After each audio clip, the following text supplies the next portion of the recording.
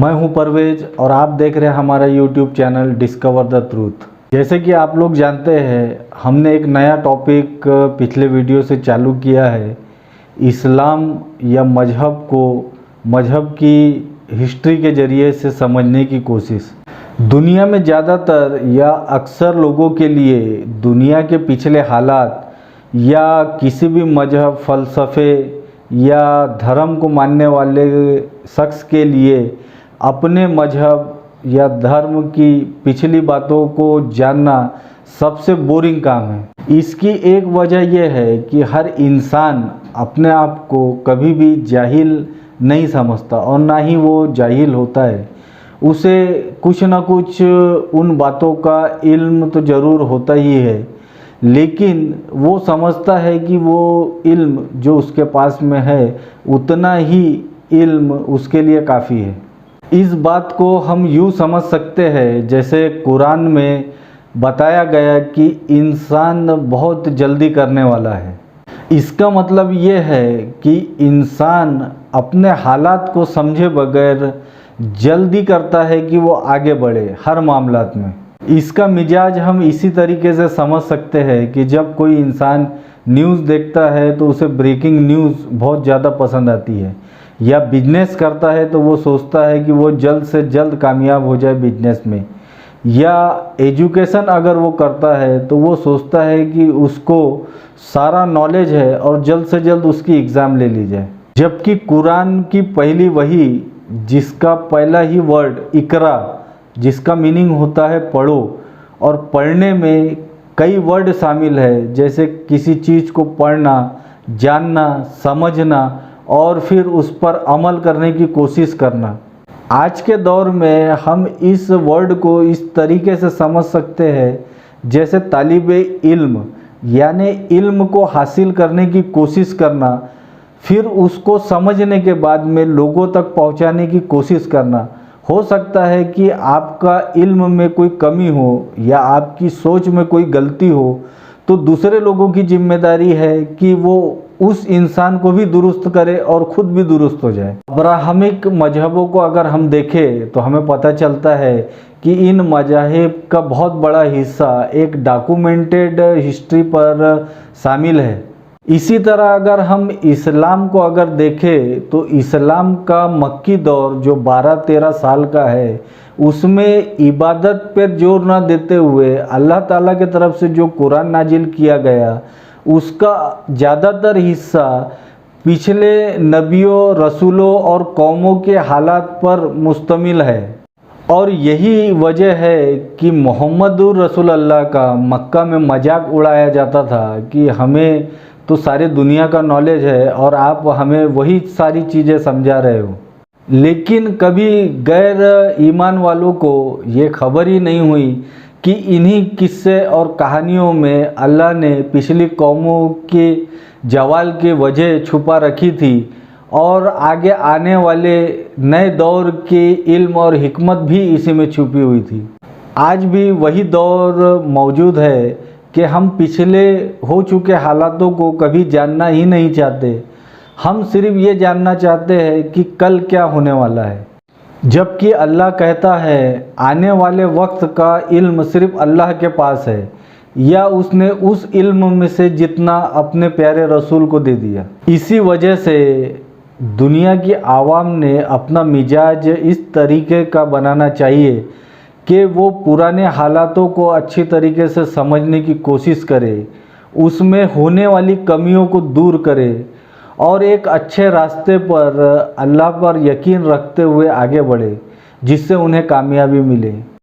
एक गलत अकीदा और मुसलमानों के बीच में आम है कि इस्लाम की शुरुआत मोहम्मदुर रसूलुल्लाह सल्लल्लाहु अलैहि वसल्लम के ज़रिए से हुई और वही दुनिया के पहले मुसलमान थे, जबकि इस्लाम की शुरुआत और पहले मुसलमान आदम अलैहिस्सलाम थे। मुसलमान का मतलब होता है अपने हकीकी रब को तस्लीम कर लेना और उसके बताए हुए अहकामात को मानना, उस पर अमल करना।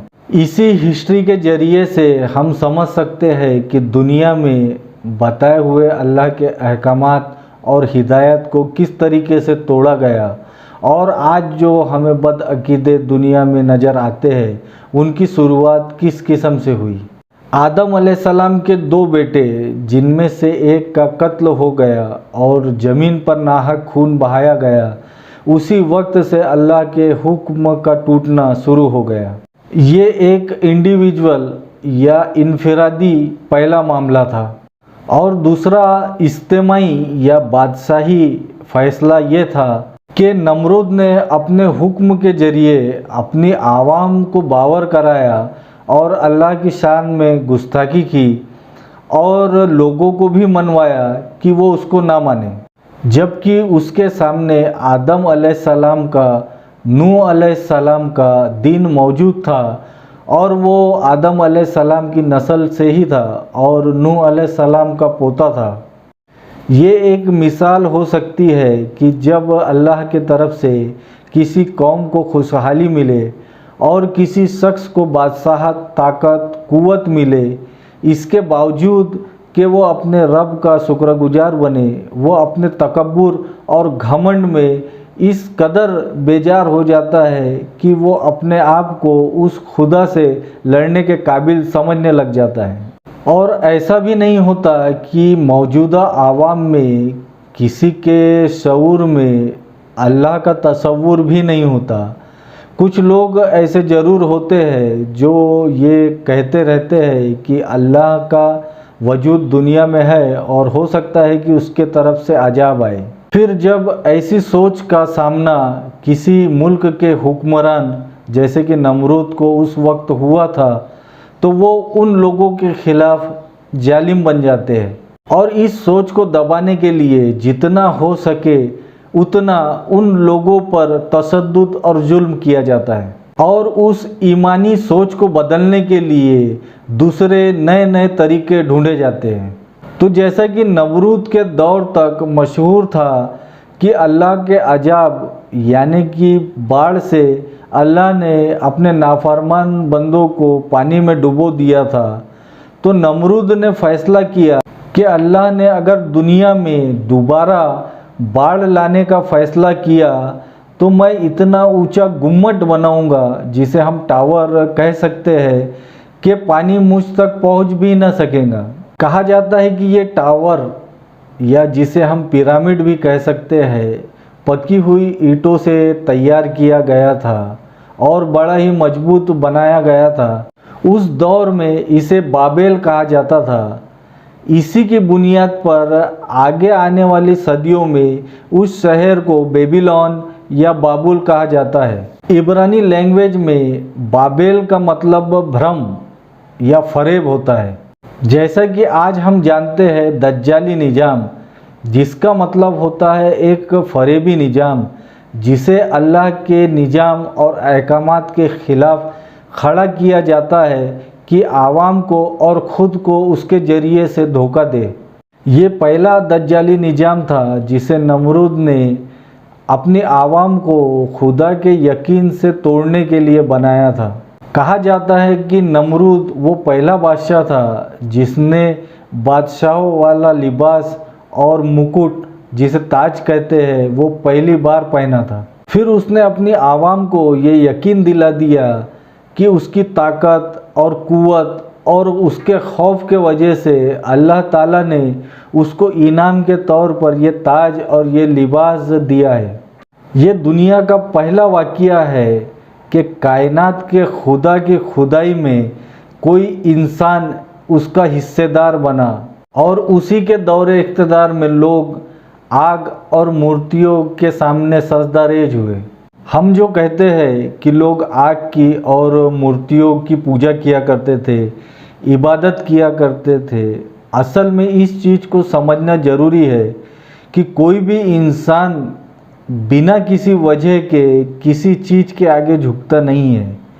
तो हमें इस तरीके से समझने की ज़रूरत है कि आज हम जिसे मामूली आग समझते हैं, सैकड़ों हज़ारों साल पहले उसकी अहमियत आज के दौर की जदीद साइंस और टेक्नोलॉजी की तरह थी।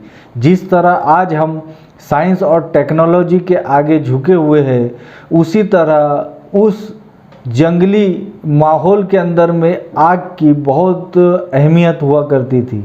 इस आग और माबूदों को हम किसी और वीडियो में डिस्कस करेंगे। आज सिर्फ अल्लामा इकबाल के वो 2 अशार के ज़रिए से समझने की कोशिश करिए।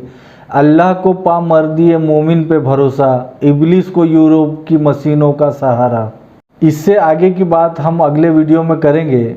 अगर आपको ये वीडियो पसंद आए तो इसे लाइक करिए, शेयर करिए, सब्सक्राइब करिए और हमारे साथ बने रहिए।